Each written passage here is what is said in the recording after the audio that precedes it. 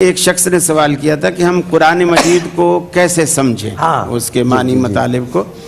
تو میں عرض کر رہا تھا کہ عذر ان کو یہ ہوتا ہے کہ قرآن تو عربی میں ہے، ہماری زبان اردو ہے، پشتو ہے، پنجابی ہے، سندھی، ہم کیسے سمجھیں؟ تو میں نے ایک چھوٹی سی مثال دی تھی کہ جیسے ایک شخص کا بیٹا سعودی عرب کمانے گیا، وہ پہلے تو کچھ فون وون کرتا رہا، پھر 6-7 مہینے سے فون بھی نہیں آئے، چٹھی بھی نہیں آئی، میسج کچھ بھی نہیں. وہ روز ڈاکیے سے پوچھتا ہے میرے بیٹے کی کوئی چٹھی آئی؟ وہ کہتا جنید بھائی اگر آئے گی تو میں آپ کو بتا دوں گا.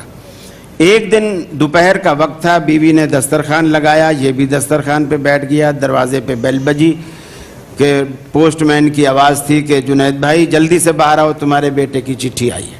اب یہ خط لے کر آیا. اب یہ بیگم سے کیا کہے گا، بیٹے کا خط آ گیا، چلو تسلی سے اب ہم روٹی کھاتے ہیں، اس کو بعد میں کھولیں گے، بعد میں پڑھیں گے.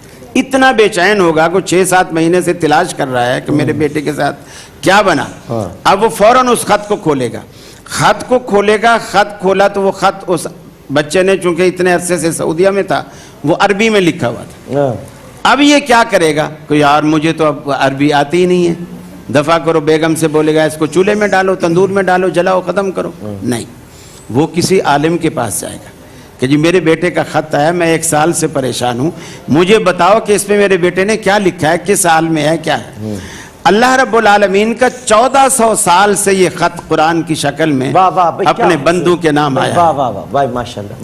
بیٹے سے چونکہ محبت ہے، ہم عالم سے پڑھوا کر اس کو سمجھ رہے ہیں، اور اللہ سے ہمارا کوئی رشتہ اور تعلق ہی نہیں ہے کہ 1400 سال سے اس کی چٹھی آئی اور انتظار کر رہی ہے کہ کوئی مجھے سمجھنے والا اور پڑھنے والا مجھے ملے. قاری صاحب اللہ آپ کو خوش رکھے. آمین. اللہ آپ کو بھی خوش رکھے. بہت خوبصورت انداز میں سمجھایا. اللہ آپ کو بھی خوش رکھے.